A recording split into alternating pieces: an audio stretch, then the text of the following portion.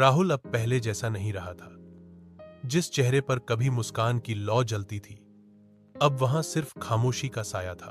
उसकी आंखों की चमक जैसे बुझ गई थी, जैसे मोहब्बत के मंदिर में किसी ने दीपक फूंक दिया हो। वह अब भी बकरियों को लेकर घर से निकलता था, लेकिन उसकी जुबान जैसे ताला खा गई थी।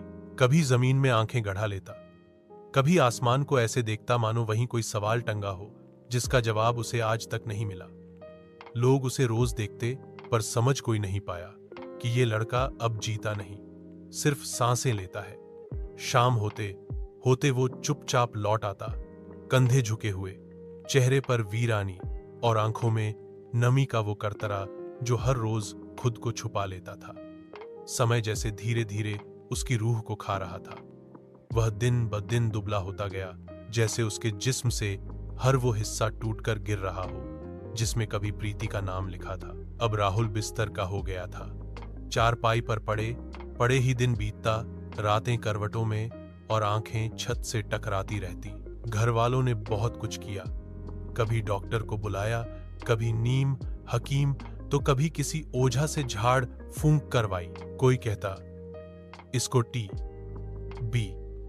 हो गई है, कोई कहता इस पर कोई साया है, पर किसी ने ये नहीं कहा इसका दिल टूटा है, इसे मोहब्बत ने मारा है। वक्त बदलता रहा। उधर प्रीति अब एक पत्नी थी, 2 बच्चों की मां भी, पर एक कोना उसके दिल का आज भी वैसा ही था, अधूरा, खाली और राहुल से भरा हुआ। जब वह मायके आई तो उसके दिल में हलचल होने लगी। क्या वो अब भी जिंदा है?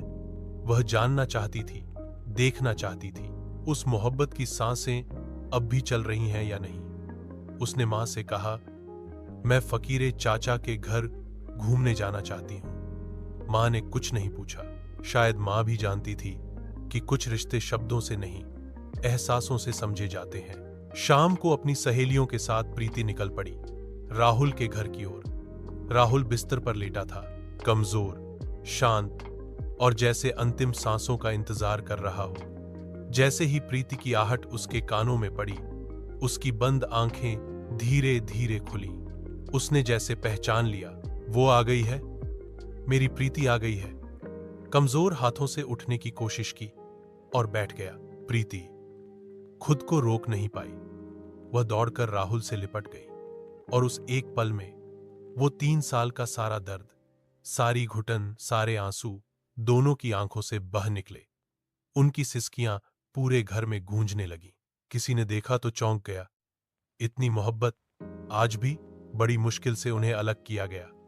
प्रीति लौट आई, पर उसकी रूह वहीं राहुल के पास रह गई थी। रात के 3 बजे अचानक घर में कोहराम मच गया। राहुल अब इस दुनिया में नहीं था। जिसने कभी प्यार के नाम पर अपनी जिंदगी कुर्बान कर दी, वो अब मिट्टी बन चुका था। सुबह जब प्रीति को पता चला तो वह दौड़ना चाहती थी, चीखना चाहती थी, बस एक बार मुझे उसे देख लेने दो। पर उसके घर वालों ने रोक दिया।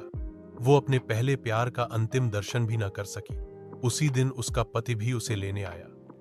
उसने बहुत विनती की, लेकिन कोई समझ नहीं सका कि आज एक और मौत हुई है।